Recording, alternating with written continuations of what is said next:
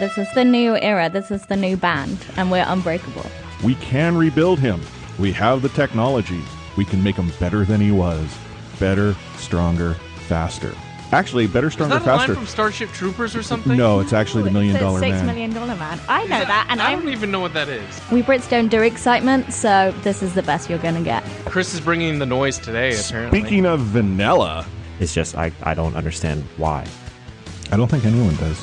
I don't think Travis Green understands. Talking you through every goalie controversy, scoring slump, and draft lottery bust. This is the C4 Podcast on CanucksHockeyBlog.com and CKNW.com. Here they are, the best starting lineup to never wear a C, Chris, Anna, Matt, and Adam. Welcome to another episode of the C4 Canucks Hockey Podcast. This is Chris at Lightforce, back on air, having completely been trash talked, the episode that I missed. Oh, and I'd be remiss if I didn't mention that we are also heard on Overtime Media. I am joined in a very small box by the one and only Anna Forsyth at A4Say03. How you doing there, Anna? I'm okay. I'm feeling very close to you, both physically and emotionally. You know, I really wish there was a way for us to almost take a picture that would encapsulate how close we are right now. I don't know if I could be any closer to you than I am in this moment. Well, Chris, as everyone knows, is HR for the C4 podcast. Yes. And if he wasn't HR, I'd be filing a complaint because we are that close to each other. And before we actually hit record here, I was telling Anna a story about the my education as it pertained to tightening and untightening, caps on jars and stuff like that. It's not podcast appropriate. I don't even know if that would be off the rails podcast appropriate. No, probably not. But it was a good story because Anna could look at me like, "Oh my God, you're so dumb." Also, you are standing between me and the door. Let that be known. Okay, I didn't do this by design. You came in. Okay, whatever. What are we going to talk about this episode? Well, the Stanley Cup playoffs are still ongoing. Well, I wouldn't say our worst fears are being realized because there is still one game. But 2 weeks ago, when the three of you got together and were chatting about it, things have gone, I would suggest, the way that you would rather them not. Yep, that's definitely true. And obviously, it's time for everyone on Twitter to pull out the 2011 reminders, right? You've got to have all those parallels, Boston going back home. Mm-hmm. But, I mean, I didn't expect St. Louis to win at home anyway. Their home form hasn't actually been great. No, I mean, the fact that the Blues had a chance to win it at home is a shock. I don't think anyone had it going 7, let alone St. Louis, having their seat in the driver's side of the vehicle. What else are we going to talk about? There's all sorts of trade rumors and stuff like that. Some crazy stuff's going down. Who knows? Maybe by the time you listen to this episode, some crazy stuff has gone down. We don't know. There's basketball. You guys talked about basketball. There's basketball on. We have no clue what's going on right now. As far as we know, the Raptors have already won the whatever trophy it is. I don't know what it's called in NBA. It's just a ball on a pedestal. Sure. As far as we know, Jurassic Park has actually come to life, and there are dinosaurs running around. There are dinosaurs in the 6. Yeah, we don't know. Okay, fair enough. But before we jump into a regular segment, I have a few points of contention. Oh, no. So I put together the rundown because it was just Anna and I. And I gotta give some applause. You chose me over Adam. Adam could have been here, right? And you chose me over him. Did I? Well, ultimately, when you described it being the sound booth, and I'm like, can we fit 3 of us in there? And you could have said yes, but you didn't speak up. Oh, I didn't realize that I had actually picked you over Adam. As far as I'm concerned, you picked me. Okay. So that's a good thing. Take the compliment if you need it, Chris. That's right. Matt suddenly realized he had hockey or something. Doesn't he realize it's almost summer? Hockey's over. I think he realized that he didn't want to stand this close to any of us apart from Adam. Fair enough, but he didn't know that it was a sound booth that we were in. Oh, okay, that's true. Right? Then I don't know. That news came out after he already gave his regrets. But we do have Matt joining us a little bit later with friend of the show, Cam, to talk, draft and all sorts of stuff. Cam, the draft genius Robinson. You got it. But back to my points of contention. So first and foremost, I miss an episode. Y'all forget how to send people to Discord, which is bit.ly/C4Discord, all caps. Yeah. Or bit.ly/C4 podcast. Real hard to remember. The email address, Matt did have right, even though he had doubts. It's c4@canuckshockeyblog.com. Yeah, I think I backed him up on that. But yeah, I did get a bit lost on the Discord, so I just pointed everyone towards our Twitter pin tweet. Look at Twitter, and it's at the C4 podcast. But what's funny is like, we're at or who knows what. You know, I go away and things fall apart. No one, truly appreciates how integral I am to the success of this podcast. Yeah, we gotta work on our outro, that's for sure. Yeah. Also, you joined another podcast, Agree and Disagree, and I thought you did quite well. Thanks. Outside of the fact that you gave Clay all the credit for bringing you on board. That was just for ease. I really know that was you, Chris, that you were the link. You were the hand reaching over the, proverbial table. Can we just say we know who it wasn't, and it wasn't Matt, and it wasn't Adam. No, it wasn't. So first and foremost, I was the one who had thought, we should get Anna on more often. I'll give Clay credit. Like, he's the one who said, hey, we should get her on. Yeah, I think initially he was the first one. He offered me the guest spot, which was exactly the right beginning of the story. Correct, and that is perfect. But then when you joined us, and I'm like, wow, man, this is awesome. We need more of her on our podcast. I fought tooth and nail. Tooth and nail? Oh, yeah, it was like a fist fight one day at the studio. There's a reason why Adam stopped showing up. Yeah, Adam was like, no, heck no. But, I'm listening to this podcast, and I'm like, wow, man, it's come to that. Chris has turned into a nobody. Yeah, I think Matt would be real mad that I was giving Clay more credit than he deserves. Well, no matter what, Clay will always be known as part of the C4 podcast because it was Chris and Clay's Canucks commentary. Yes. Yeah. But I am sweating profusely. Like, same.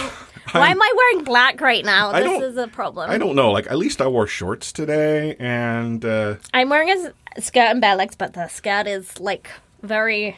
I don't know. Well, it's okay. just. It it's looks, like a winter skirt. Yeah, I would not suggest you would be wearing that in the summer. Like the summer skirts are those like really light cotton. Yeah, flowy. Yeah. That's not this. But it was raining today. Like when I left the house, it was raining. I don't know. By the time I looked outside, the sun was out. But I live in sunny Steaston. Yeah, right. So we'll take a short break before we, rewind.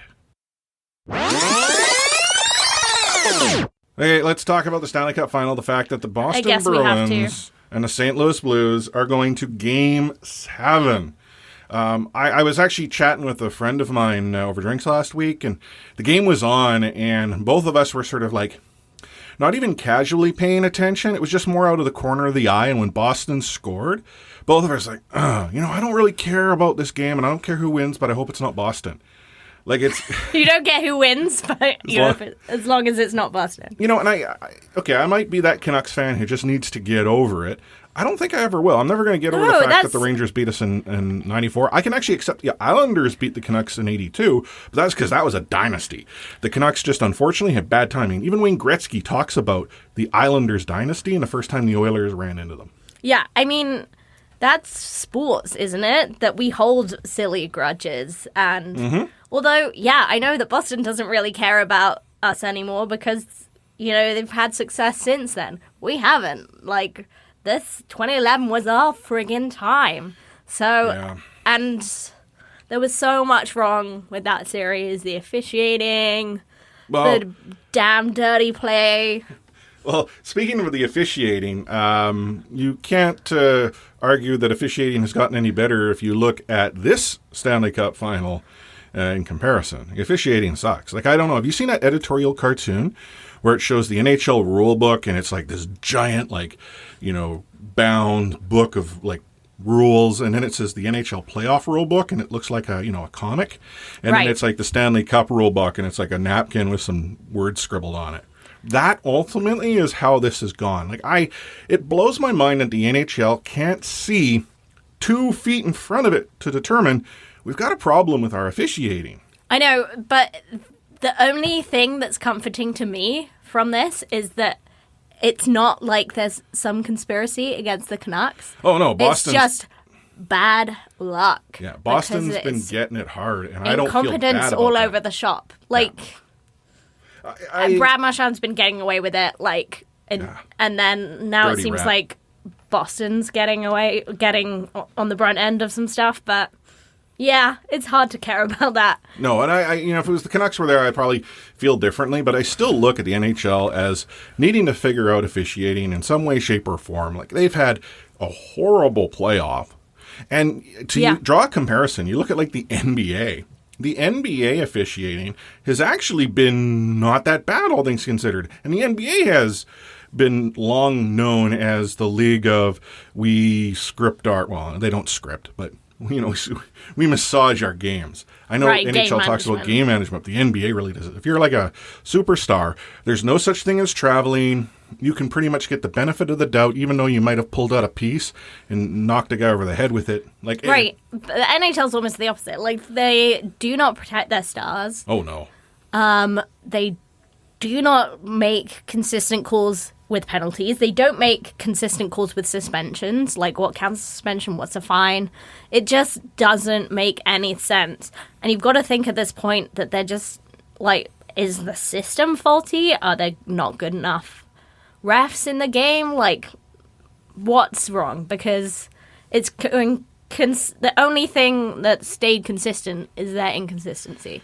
Well, I read Kerry Fraser's book, and he talks a little bit about his career as an official in the NHL, and he actually talks about how things in the league started to change, and not for the better. Like, he actually describes how the investment in officiating suddenly got tied to quote-unquote office politics.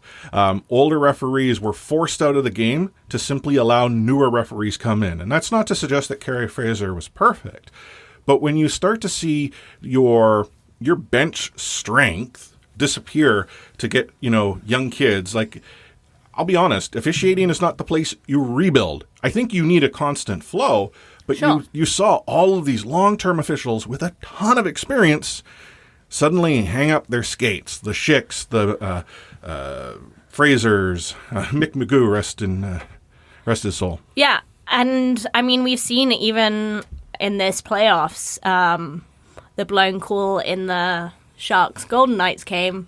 Oh. I mean, that cost blanking on the guy's name, but that cost him the playoffs. They yanked him and never to ref again. Mm-hmm. So I don't think that's the answer either. No, it really, to me, it's about consistency. Like, the NHL completely allows their officials to change the rule book or the application of the rules into the playoffs, and then you create your own inconsistency. And then you've got the preseason and start of the season where they're enforcing. Oh yeah, like, you look at the guy the wrong way, and you're lucky if you don't get a game. Right? Like, it is kind of weird. And I'm not suggesting that the referees need to call and nail everything, but why sort of the regular season standard is not good enough for the playoffs? And blows my mind. Honestly, I think it's to the detriment of the game. It's to the detriment of the players. Like, it's friggin' dangerous for... no doubt.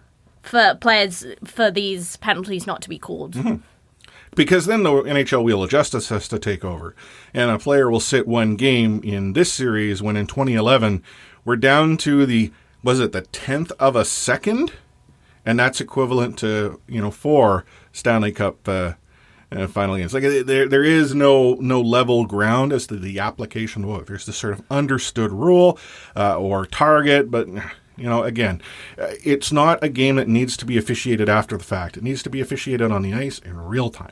Yeah, and it's not happening. Yeah. Anywho, the other thing that I guess has been happening, which we're going to get into a little bit in the F word, even though Adam's not here because I'm going to go and get all riled up about what I'm hearing, are trade rumors. The Vancouver Canucks have been doing full court press, but I think that's just to, generate some hype because we got the NHL Entry Draft here in Vancouver, as we already all know. But why don't we take another quick break, and then we'll dive into the F word. He liked to say the F word. Well, then get the here then. Okay, see ya. Right off. Is going to have the F word on it.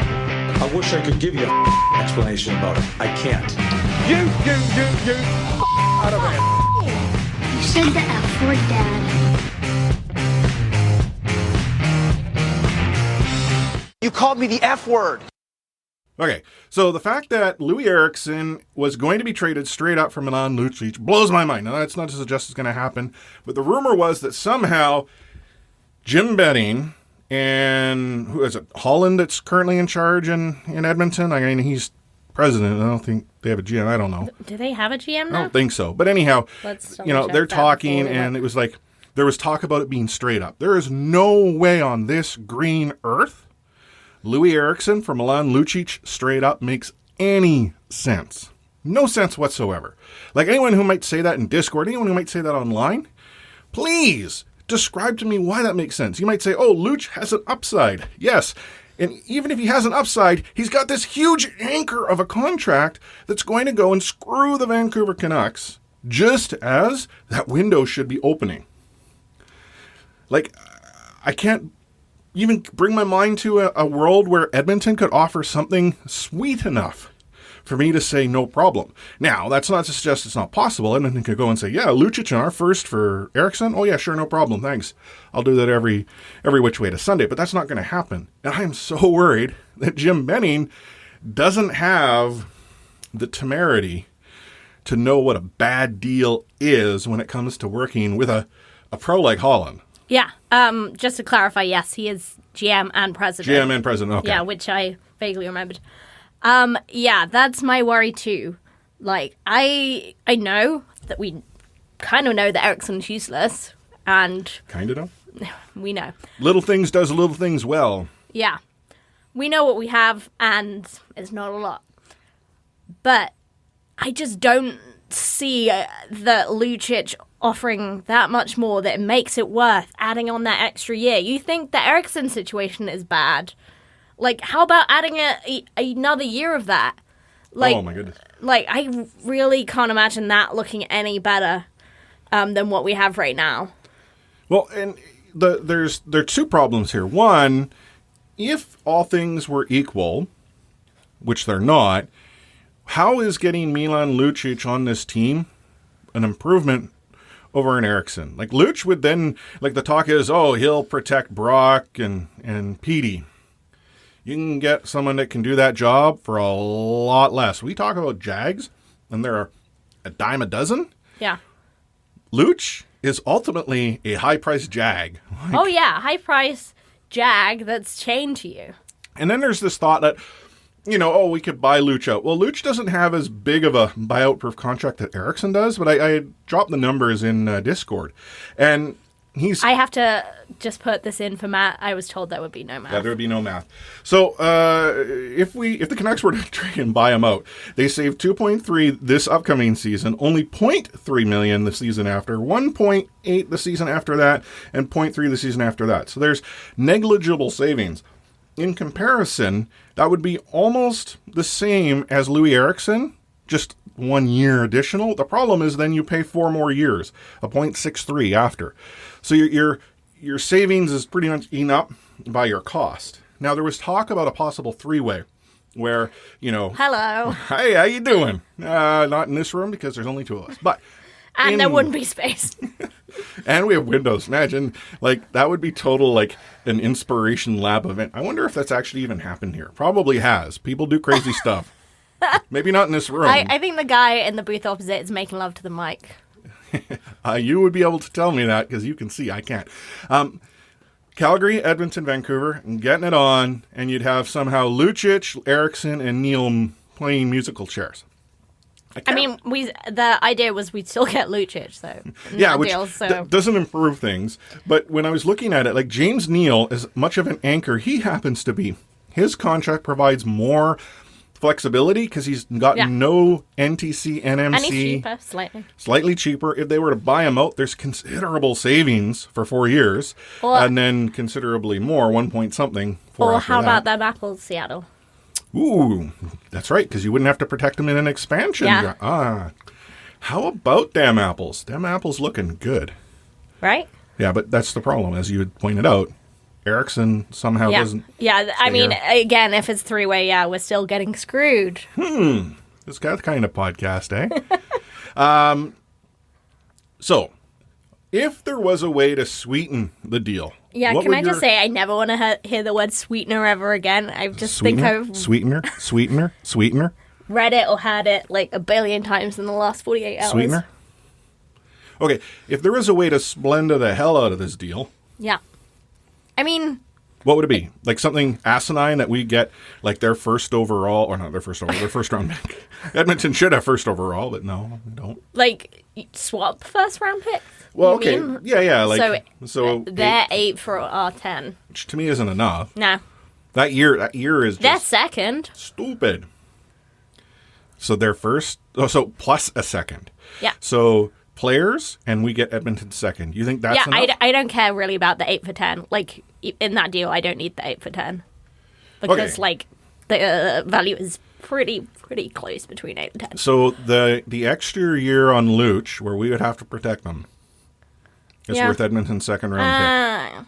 Because ultimately, that's really how we look at it, right? I know you're saying that. It's so hard, because I don't know where we're going to be, but that's the whole point. But just... Yeah, it is the opposite of what we've been preaching about not mortgaging. Yeah, and the scary thing is Lucic's agent was on Vancouver radio talking about how, Luch grew up in Vancouver, he really likes the city. Normally, agents don't go in and start pumping the potential city they could be going to. Like, I don't... I know. It's either, like, the deal is closer than we think / hope. Scary. Or... he's just trying to pressure Vancouver into saying yes because it makes them look bad to say no. Maybe, I don't know. But that's so dumb. Why would you let that? I'm scared. I'm genuinely scared. Yeah, because we know who Jim Benning is, and Lucic is exactly the kind of guy that he'd be like, oh yeah. Yeah, no, Jim Benning making trades. That's like, letting your kid, run around with 2 hot frying pans full of oil. There's no good that can come from that. I really worry you're speaking from experience. No, not at all. Okay, good. Not at all. There are some life lessons I've already learned the hard way. The other problem, however, is the Vancouver Canucks do seem to be hot in the trade market. Everyone and their mother continues to say that Benning is picking up the phone and making phone calls. Yeah, someone needs to replace his cell phone with a Fisher-Price phone, I think. What's the worst deal that could happen? Is it Luch for Louis? Or are there worse deals that to be had out there? I can't say I'm that much interested in a possible Zaitsev deal. Mm-hmm. Especially because it doesn't seem like Toronto are aware that we'd be doing them a huge favor to take Zaitsev off their hands, so would need to be heavily persuaded to do it. Like, I have no interest in seeing that guy. Like, he is sluggish in his production, to say the least. And, yeah, I know he wants out of Toronto, but I don't necessarily want to see him here unless Toronto includes some, some splendorific options. Toronto isn't in a real good or strong position for leverage, but in my mind, they have a management team that is smarter than ours. Yeah, far surpasses ours. And I'm the first to admit, I'm not big on GMJB. I give him all the credit when it comes to his ability to manage a draft, which may or may not actually be credit that's deserved upon him, but I will give it to him. The credit I will give to him is he at least surrounds himself with the right smart people. Yeah. On the drafting side. On the professional side, I think he's been way over his head with contracts and with trades and all of that since day one. Anyhow, we're going to take another break before we get Matt on the horn with Cam to give you a whole lot of draft talk. That's right. The C4 podcast has friend of the show, Cam Robinson, here just days-ish before the draft to fill in everything you need to know. On the C4 Canucks Hockey Podcast is heard on Overtime Media. Take hitting out of the game. You can't hit anymore, so don't do it. The unsportsmanlike conduct, I want to get an explanation on that. No kidding. Because how do you get suspended for unsportsmanlike conduct? Plus interference. There's no interference there. He had the puck. Now, Madison never ever did that before. Now, why did he do it? And that because he was mad. Well, your early favorite for the Calder Trophy, that's for sure. Elias Pettersson, you might even say your early favorite for the Hart Trophy. Just to get back to your question, Elias is going to play plenty. He's going to get a lot of power play time. And, yeah, I'm concerned about our offense. We lost 200-point players, and we've got to find a way to score.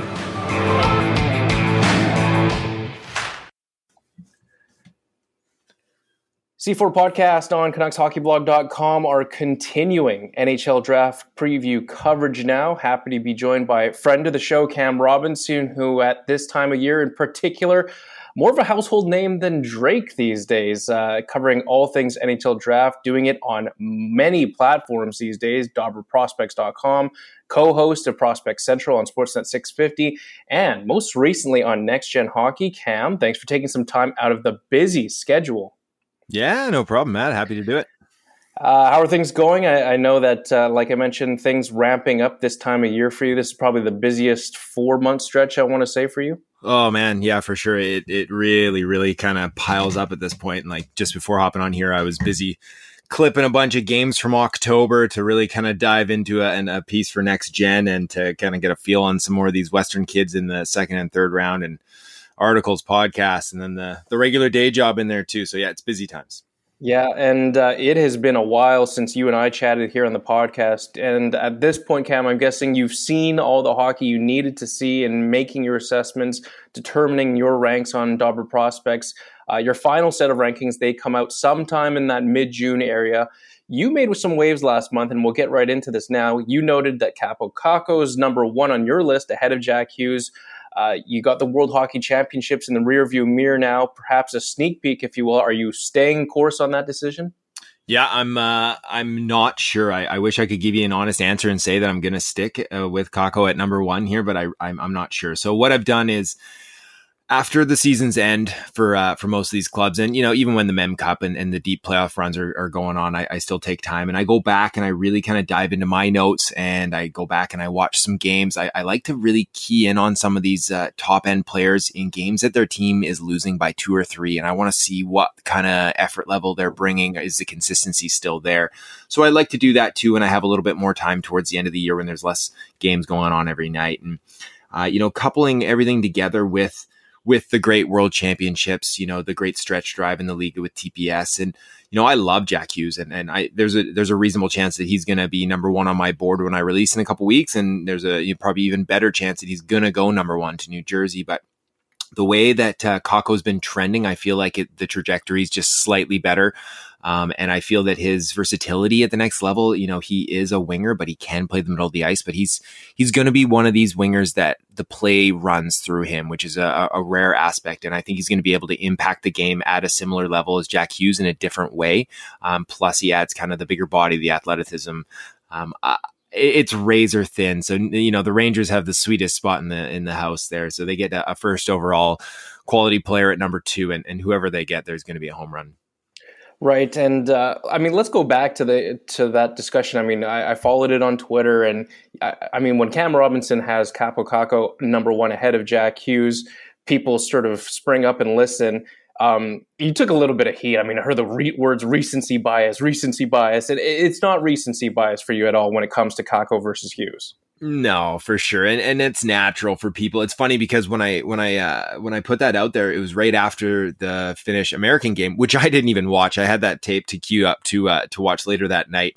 And I was just kind of in a moment of contemplative state, if you will. And I kind of said to people, because for most of the season, or in the back half anyways, when Kakko was really turning it on, I would get asked all the time, is Kakko 1 now? Is Kakko 1? I put it out there. I was like, if it ever happens that I move him up to 1, you'll all know.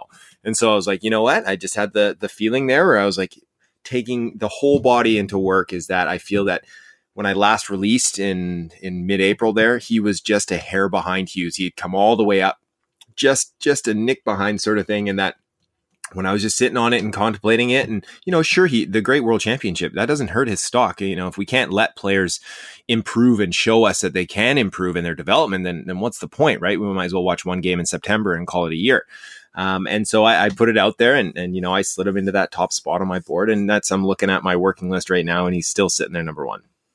Yeah, and you touched on the New York Rangers. They have the best seat in the house at the draft, if you will. They just get to sit back and take whoever falls to them at number 2. I know you have followed the Rangers rebuild over the last couple of years very closely. Talk about the embarrassment of riches that they've got going on in the prospect cupboard. Vitaly Kravtsov, Keontae Miller, Elias Anderson, Filipino, Igor Shesterkin. This is a very impressive nucleus of talent that the Rangers are suddenly assembling in a very quick fashion. Oh, without a doubt. It is very, very impressive. And so, I've written about it. I've tweeted about it. It's they came out and formally and officially told their fan base that they were going to rebuild, something like 15 months ago. And next season, they are going to be infusing, like you said, Vitaly Kravtsov, Igor Shesterkin. They just went out and snagged Adam Fox, who, is a type of player that can step right into a second power play unit and develop into maybe a top power play guy. Philip Hedl is, an underrated, very, very good player. I think he has top center upside, and that's not even mentioning Mika Zibanejad, who's 25, 26, who just put up a near point per game season. So I really like what they have coming up, and they're going to be adding Capo Kakko or Jack Hughes to that as well, and they have another first round pick, and they've got if I'm not mistaken, I think they have a couple of seconds as well, or 3 even. So what they're doing it's very impressive, and like I said, Jeff Gordon, he's gonna have a fun time in Van this June, because it should just be all roses for him.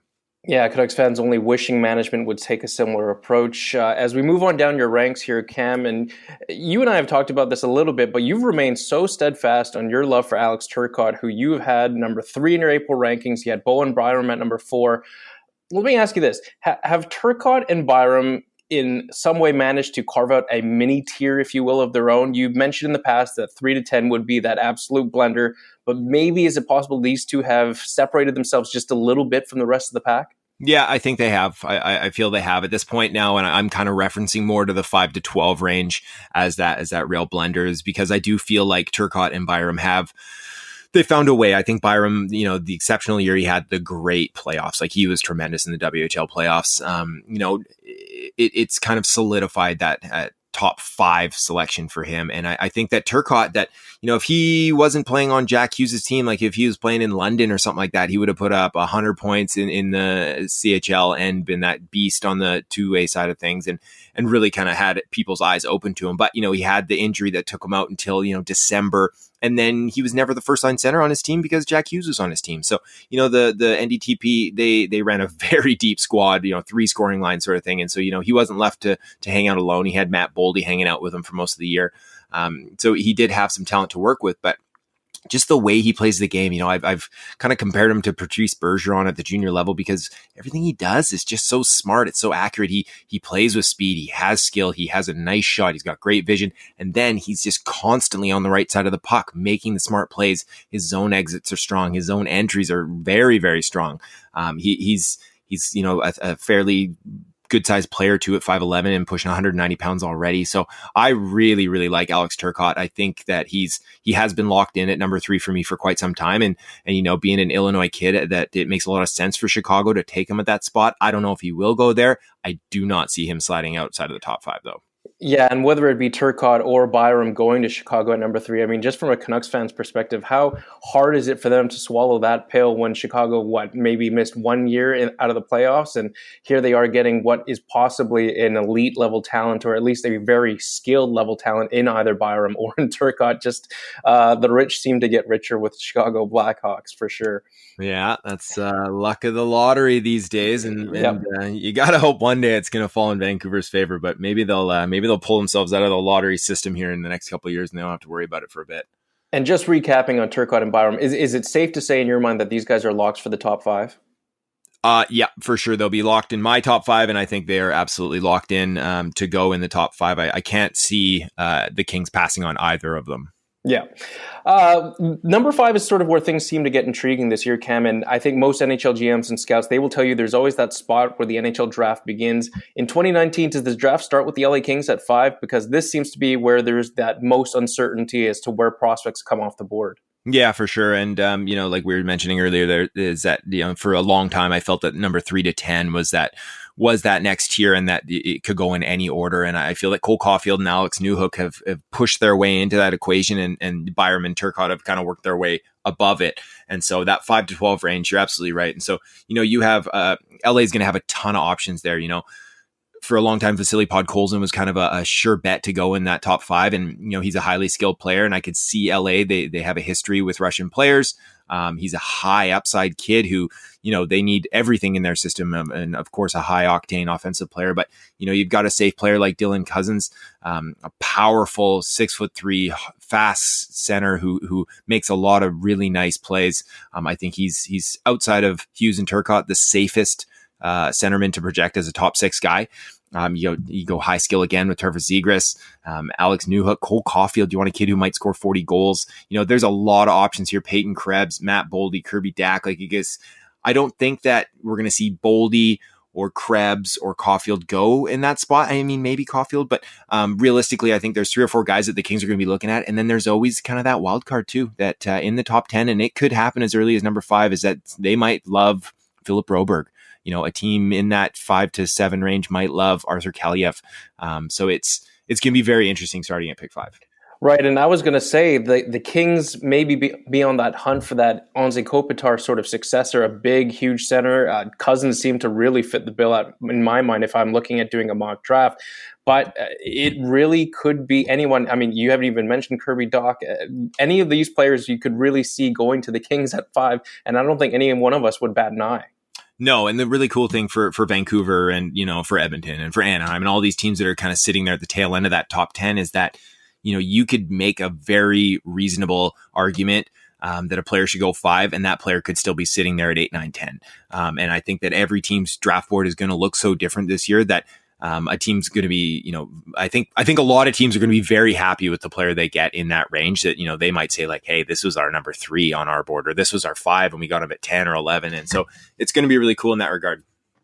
We've talked about some of those names: Podkolzin, Zegras, Kirby Doc, Matthew Boldy, Dylan Cousins, Peyton Krebs, Cole Caulfield, Alex Newhook.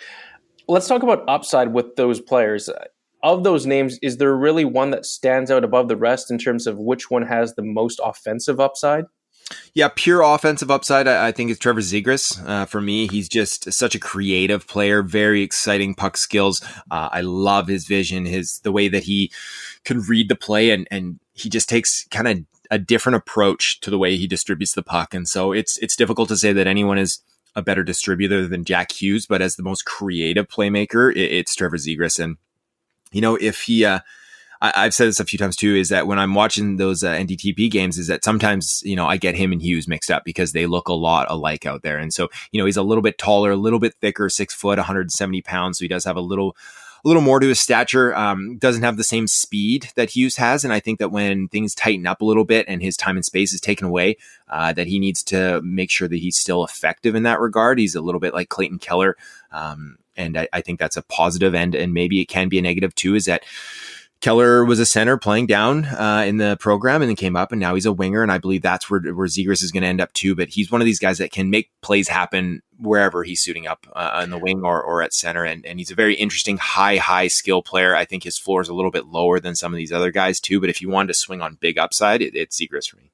Yeah, I think so too. And I mean, Canucks fans just possibly salivating at the idea that Zegras and that elite passing ability that you have mentioned, down the road on a unit with Pettersson and Besser, maybe on the power play one day. I mean, that just seems to really fit the bill. You want to talk about, a lot of great potential on a future top line. Zegras with Pettersson and Besser, you could definitely see happening one day, not too far down the road. No, for sure. And like I said, I see him more as a winger too, and that's on the left side too. So, if you wanted to load up, we can play make believe here. If you got drafted there and you're looking 3 years down the line, you could have a Zegras, Pettersson, Besser top line.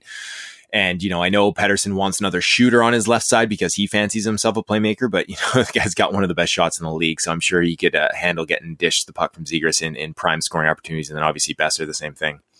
We talked about high ceiling guys. I mean, talk about high floor guys from that group we talked about, and I'll just bring it back to you again. High floor guys: Podkolzin, Zegras, Doc, Boldy, Cousins, Krebs, Caulfield, Newhook. Which one sort of indicates to you being a high floor kind of player? Yeah, for sure. I think that lands on Peyton Krebs as being the highest floor player because, he's a very skilled player.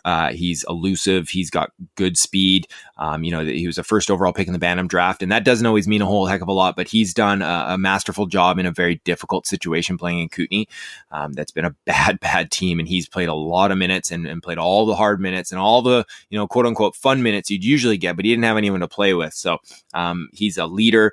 He shows up to the rink every day, and he's a gamer. And so I really like his will, and I also really like his skill set too. So I think for a while, I wondered if he was going to be a winger at the next level too. He started the season at the Holinka, and he bumped Cousins over to the wing. He finished the season at the U18, and he bumped him over to the wing again. And if I'm not mistaken, I think he moved Kirby Dack over to the wing when they're at the Holinka early in the season too. So coaches love the way he plays in the middle of the ice. I think that's going to translate up too. I think there's a chance that he's a very, very good third line center, as kind of an average result for him. But I think he does have that top six upside too. But as a baseline of being, I think he's going to be a good NHLer that can contribute on maybe a second power play unit, on a penalty killing unit, and at 5-on-5. And then if things break right, maybe he's going to put up 60, 65 points too. See, I'm a little unsold on Peyton Krebs, if you will, just because I think you might agree to this or you might not agree to this, but does he lack that dynamic playmaking ability that you would want to get out of a top 10 pick if you're the Vancouver Canucks? I mean, you talk about the Canucks needing to get goals from the top of their lineup. Is Peyton Krebs have that ability? And I'll pull a quote from, you guys at Prospect Central. Did Peyton Krebs make his line mates in Kootenay any better? He wasn't gifted a whole bunch, but I feel like he did. His primary assist rate was nearly double as his secondary. So, he was driving play in that regard. And like I said, he only scored 20 goals or something like that, but he still managed to put up over a point per game. And that was playing in some difficult situations and with a very diminished team. And so I think you switch him with Kirby Dock and put him on Saskatoon, that we're talking about a player who probably had 85 or 90 points. And so situation is definitely key here. And you witness when he does get to go play with these good players at the Holinka, at the U18s, is that he's the guy. He was arguably Canada's best player at the U18s. He was one of the best players at the Holinka to start his year. He's consistently been at the top of this 01 class, and I think that he deserves more credit. And I think because he's played in Kootenay, is that he will probably be.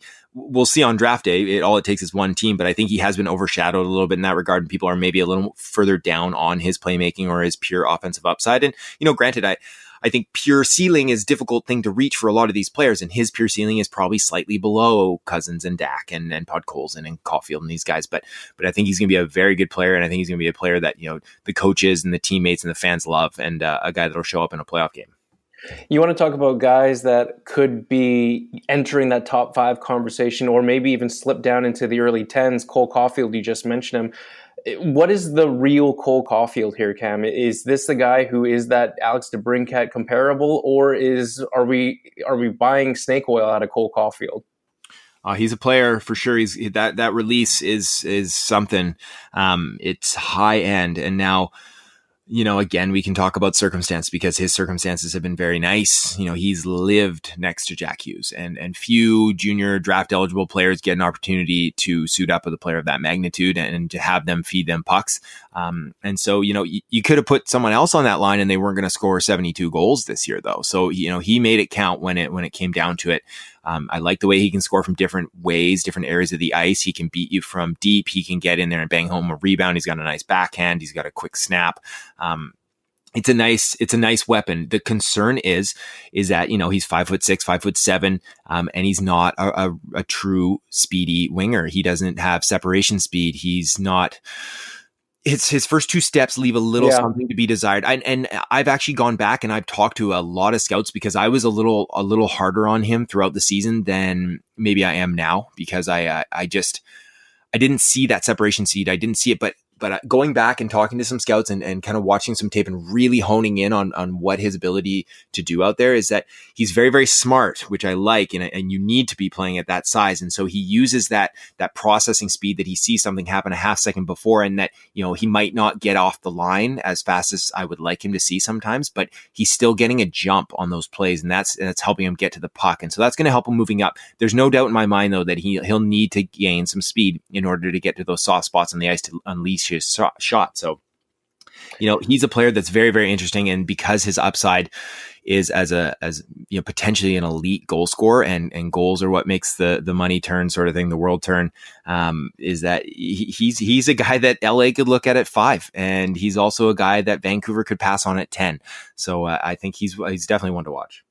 And I think we're talking about teams that maybe be a fit for Cole Caulfield, but I look at what he can do on the wing, and you can't just help but notice that Edmonton just so happens to be goal star for someone to play and click with Connor McDavid. And you want to talk about players who are great in great situations like Cole Caulfield has been with Jack Hughes. Well, how about playing Cole Caulfield with Connor McDavid in Edmonton? I feel like there could be a fit there. Yeah, that would be kind of the dream setup. And I think Edmonton's going to take a good long look at him if he's sitting there at 8, because you're right. They have just the abundance of high end centers. So, you could put him with Draisaitl and that wouldn't be bad either, right? Like, and they have Yamamoto, they have Puljujarvi. If they put him with McDavid will have to kind of play to his speed a little bit, or Caulfield will have to try to work with McDavid's speed a little bit. They'll have to kind of adjust because it'll be a stark difference sort of thing. But I think that'd be a great spot for him, especially if you're a guy who's trying to aim to grab Caulfield in fantasy or something like that. Because I was just going to say, yeah, for sure. Right. That would be the fun spot for him to land rather than going to LA where they don't have much down the middle past Kopitar, and he's probably not going to step in there for a couple years. I know you have been riding the Matt Boldy train for a while, Cam. I want to give you a minute to maybe really sell me on Matt Boldy. And I know you have gone on record in the past as to prognosticating that the Canucks will take Matt Boldy at 10th overall at the draft. Yeah, can I take that back? Oh, really? Are you taking that back? I've had some discussions with some people, and I've gone back and I've looked at it, and personally now I feel like if Boldy's sitting there, I think there's a reasonable chance that they pass on him, and that's not a major slight to Boldy. I just think that they really like speed driven players, and I think they really like the crop of forwards coming out of the West. And I think that there's a good chance that 1 or 2 of them is going to be available, including Boldy at pick 10. And so, if it comes down to Newhook or Boldy, I think they're going Newhook. If it comes down to Krebs and Boldy, I think they're probably going Krebs. If for some reason Cousins is around or something like that, or Podkolzin too. Doc, I don't know. Because Doc has similar kind of foot speed issues as a Matt Boldy, if you will, of those players anyway. Yeah, and so I would probably assume that they would take Doc over Boldy too, because he's that big center too, right? And so Boldy fits kind of into their pipeline as they need winger prospects, and he's very good. I really like Matt Boldy. I think that if he had better 2-step quickness and played the game with a little bit more pace, that he would be a guy that would be like legitimately pushing into that 4-5 zone, because he's really good 2-way. His shot is underrated. He's a really, really nice shot. He's got good vision. I love the way he skates the puck through the neutral zone, but oftentimes he slows the pace down a little bit too much. I just think that at that spot, if it came down to, for some reason, it came down to Doc or Boldy, they probably take Doc too, just because he's got a bigger pure upside too, with that big frame, the way he protects the puck. He's got a couple of things to clean up, but when you're playing the middle of the ice, you can slow things down a little bit more. You want your wings to be moving. So your center can sometimes be that guy who sets the pace of play. I usually want my wingers to be moving up and down the ice a little bit quicker. I agree, and I don't think that there's anything you said that isn't correct. However, let's go back to 2015, Brock Besser's draft year. I feel like the knock on Besser at his draft was that his skating was just okay, or at least passable. I'm not going to compare Matt Boldy to Brock Besser, but is there some sort of similarities between the two during their draft years? Yeah, Besser had the better shot for sure. I do like Boldy's shot, but Besser's shot, even then, it was wildly underrated, but it was something else too, playing in the USHL. I think that's probably fair. But you also look that Besser slid into the 20s, and then I do know that Vancouver had him much higher than they took him, probably in the low teens. But at the same time, so maybe Boldy's ranked in the low teens on their board too. And in which case that he's probably not the guy at 10. But I think whoever does get Boldy, if it's if it's at 8 or if it's at 14, I think they're going to have a really nice two-way player that's probably going to score 20, 25 goals for you and put up, 50 plus points and do a lot of things on special teams and with a higher ceiling to do even more. So he's a good player. And I know he's been a leader on that NDTP team and the coaches love him. They can move him around the lineup, all the special teams. And so he's a player that is held in high regard with the program and he's warranted his spot in the discussion for this top 10.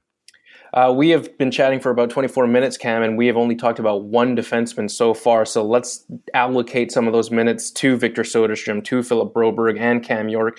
I think if you're ranking these three based on maybe ability alone, Broberg has some of that highest upside, but it is fair to say that there are still lingering questions on if his skill set will translate to the NHL level. Soderstrom may be more of a high floor guy, Broberg the high ceiling guy. If you're wanting to pick the Goldilocks of these three, is Cam York that guy with his all-around game?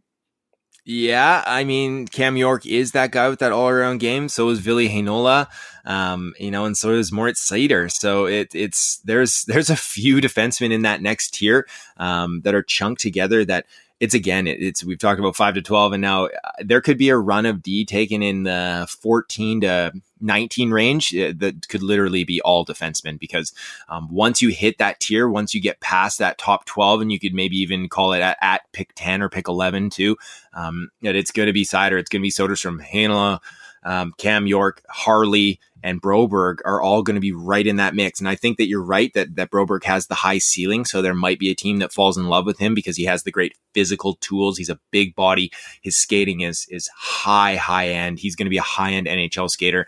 I have question marks about his ability to read the play and to decide what's the appropriate thing to do. And I feel like he has come along with that a little bit on the defensive side of things. I liked the way that he was playing in the back half in the Allsvenskan, away from the puck, his gap control, his stick. I think that improved and that was nice to see. But still offensively, he doesn't make the best decisions. And it's not just like 1 out of 5 where you're like, oh, well, he skated himself into trouble. That's cool. This is what he does sometimes. I feel like he does it more often than not. And just opportunities are missed or he takes them when they shouldn't be there. And so for me, I put a huge amount of value into ability to process the game and make those decisions, because if you can't see the play happening or make the right decisions, it's going to be hard for you to go. And now the second thing I really look at is obviously speed, and he has that in spades. And so he's a really difficult one for me to rank myself. I'm sure I'm not the only one. I'm sure there's a bunch of NHL draft rooms that they're talking about him right now. And do we see this kid as being a potential number 2 defenseman that can impact the game in a lot of ways? Or do we see him as a guy that's maybe going to be a 5-6 who can really burn out of the zone, but that's about it. So, he could go top 10 and, he might end up in the 20s on my final board. And, we're not sure what kind of player he's going to be in the long run, but I'm kind of leaning towards the lesser of the. Yeah. And sticking with Broberg, and you said a couple key points there, an inability to process the game or not able to skate himself out of trouble. Those are the holes, if you will, that he has that Quinn Hughes did not, and you had him at 3 on your board. I mean, Hughes, at least, he could have that questionable defensive play every now and then, but at least he had the ability to skate himself out of trouble or to think the game on a different level that Broberg just can't seem to be able to do. Yeah, for sure. And that's why I loved Hughes so much, and why I still do, obviously, is that, he definitely skates himself into trouble, and that's because he's always going up ice. But, he's more like, 1 or 2 out of 10 times he gets caught, or, he makes a risky pass when he's down in the corner in the offensive end, and, you got to hustle back. But whoever's playing with him, they know, everybody knows, like, he's a rover out there a little bit, and you need to be ready. You partner him up with someone who's definitely going to be sound defensively. And then you have your forwards, the high guy, you're watching out for Quinn because he's going down low. And if something happens, you're the guy who's going to be back. And it doesn't take him long to get back either. But, and you'd probably have to set that up with Broberg too. The thing is that with Quinn, he's doing it and it's in a positive way most of the time. And so that's the real difference. And that's what separates high end thinking players of the game and the rest.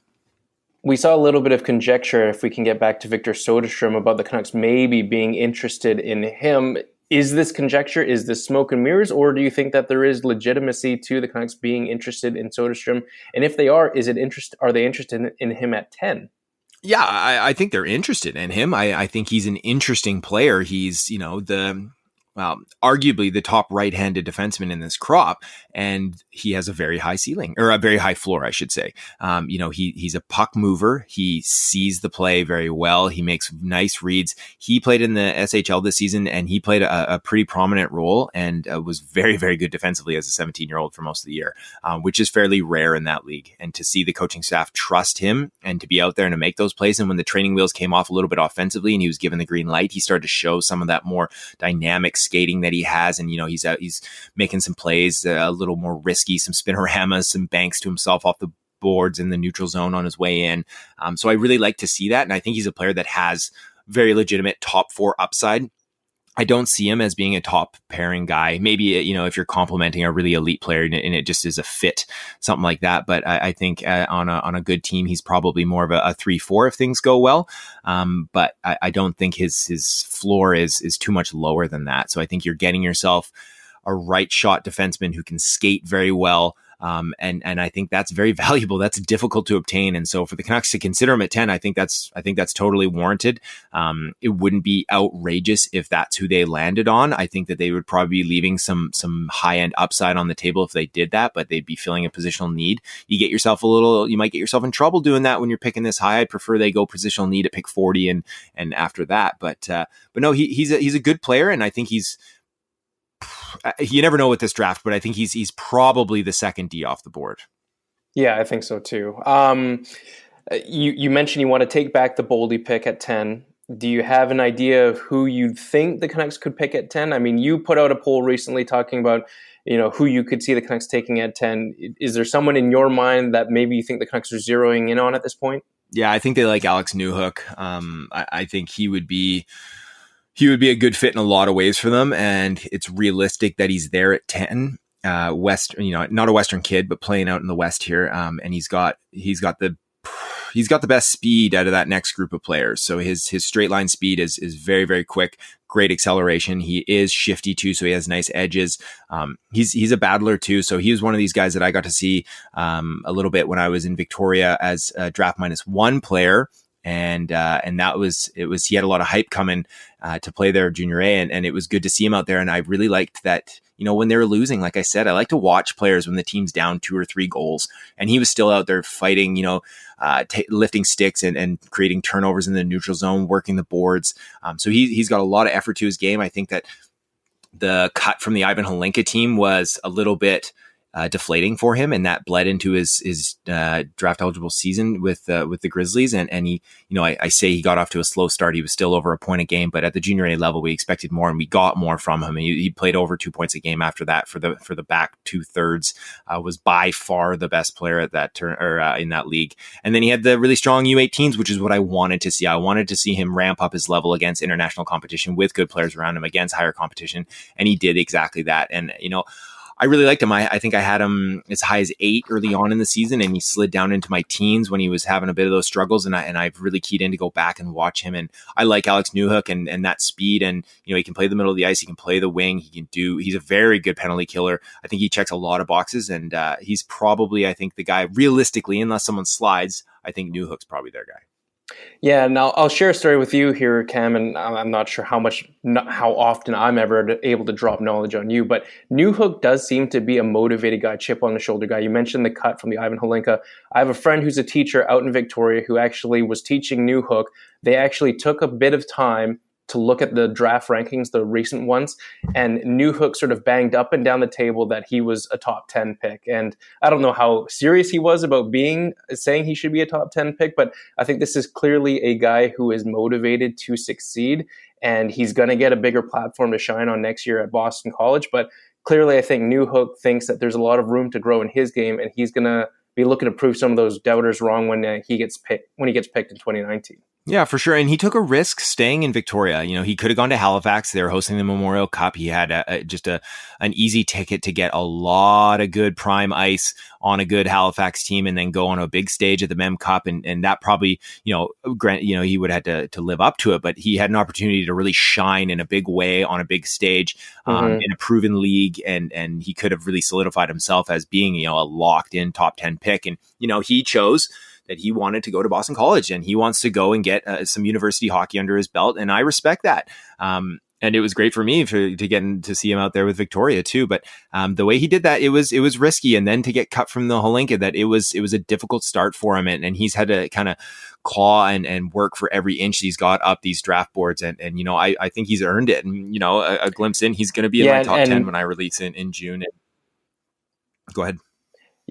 No, I was just going to say, I mean, hypothetically speaking, if Alex Newhook plays for the Halifax Mooseheads this year, are we talking about him as potentially a top 5, top 6 pick instead of being maybe in the early 11 to 12 range? Yeah, potentially, because he does have, he's got high end skill as well to go with that speed, to go with that two-way play. So, it's always difficult for a player to step right into a league and make a huge impact. So most of these kids that are playing in the Q or the Dub or the O, that they've already had a 16-year-old year in that league, and they had the learning curve, and they've kind of figured out what was what, and then their second season is they're draft eligible, and so they're a little more prepared for it. So for him to step right into Halifax at a junior A, it probably would have been a difficult transition, but I do believe that he's got some elite speed and elite skill that he probably would have put up some big points in, and most likely would have shone when the games got the tightest in the playoffs and in the Mem Cup, and that's where you can really make an impression on some scouts and GMs. Cam Robinson, he is hedging his bets, if you will, at least prognosticating maybe that there is a fit for Newhook and the Canucks. You won't live down, or at least it'll probably stay in your gravestone one day that you fully expected the Canucks to take Pettersson in 2017. So I feel like that's a lot to live up to, eh? Yeah, for sure. I saw that Canucks video they posted today where they said they had Quinn at number 3 last year. Perfect. Me too. I got to just stick with, we can match up our boards. Hey, if they have an opening up for scouting, I'll give them your contact information. Okay, Cam? Yeah. They got the number. Yeah. Cam Robinson, you can follow him on Twitter at hockey_Robinson. Find his work on many platforms, among them Dauber Prospects, Next Gen Hockey, and on Prospect Central on Sportsnet 650. Cam, thanks so much for your time. We will see you in Vancouver in only a couple weeks. Thanks so much. Yeah, thanks a lot for having me on, Matt. All right, back with more on the C4 podcast just a bit. As we wrap up this episode, Anna, I'm sorry, but I'm melting. I've gone to the point where I've just started to disrobe. People are looking at me kind of funny. Yeah, I think you're going to get chucked out of the library. I know. I may not be allowed back. We may need a new, pseudo studio. Pseudo studio? Studio. Yeah. Also, can I just say, I've got stuck on the hook behind the wall on my back. I've got my hair stuck in it about 10 times since this podcast started. You should have stood here. I'm sweating so much right now. My gray shirt is dark gray. Yeah, it's just a different shade now. Yeah, I'm gonna have to go sit somewhere and dry out. Shades of gray are on your shirt now? No, probably far too many than one wants to have while they walk back to the train.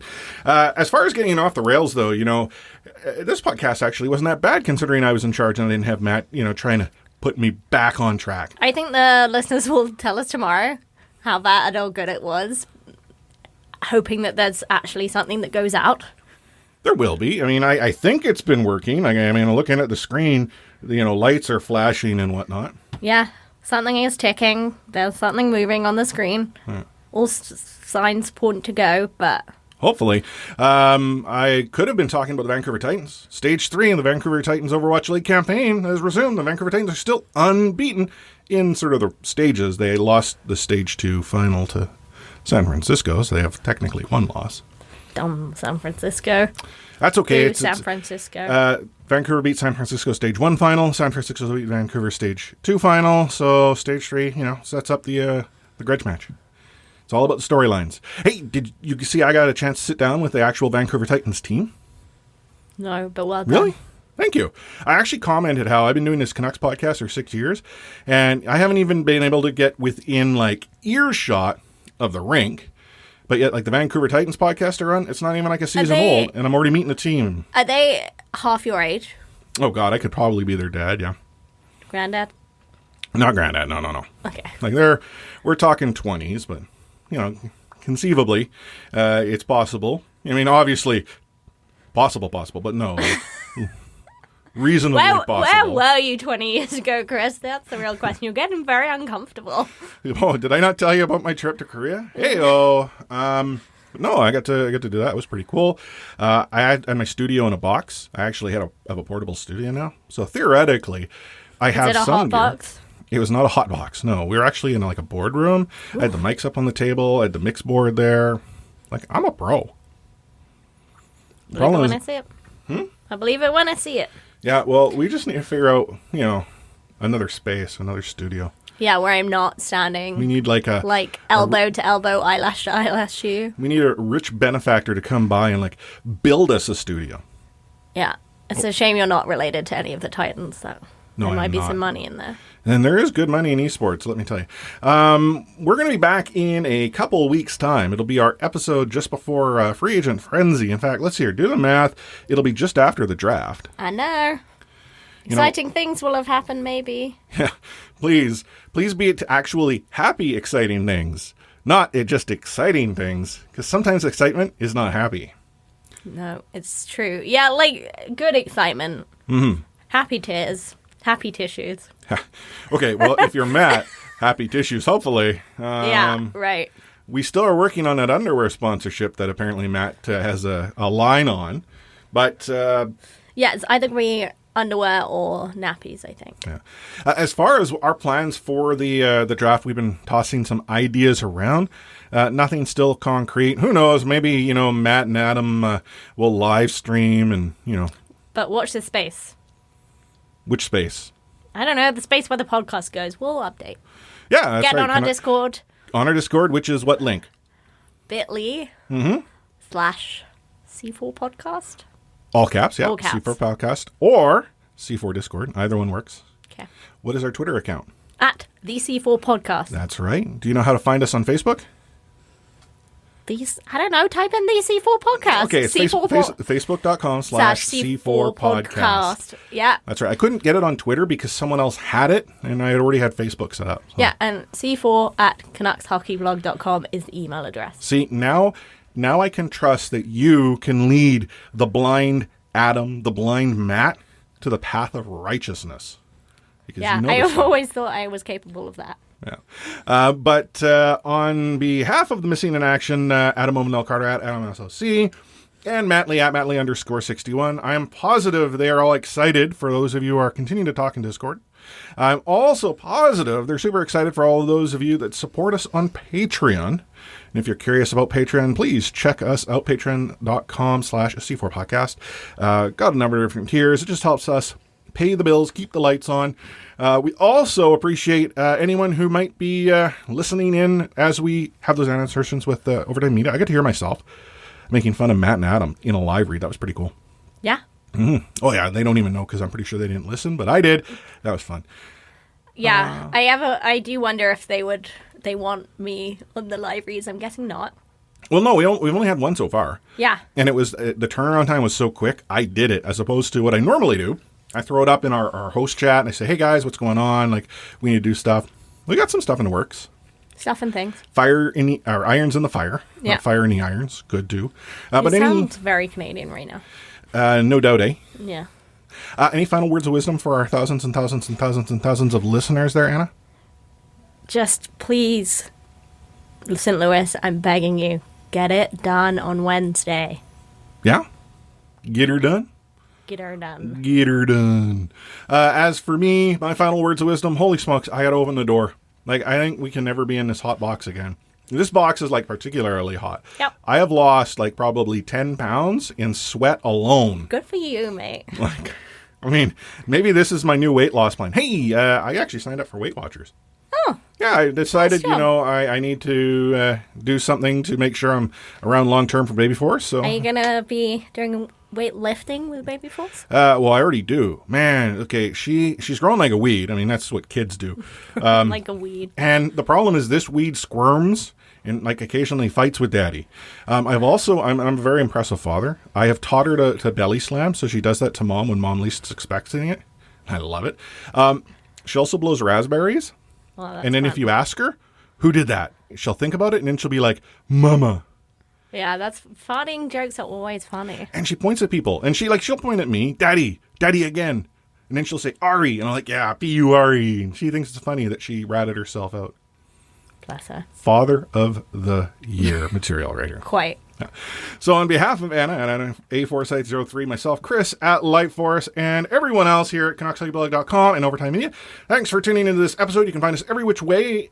You can probably search, but those 2 words I want to say because it's so darn hot. We're out. Thanks for listening to the C4 Podcast on CanucksHockeyBlog.com.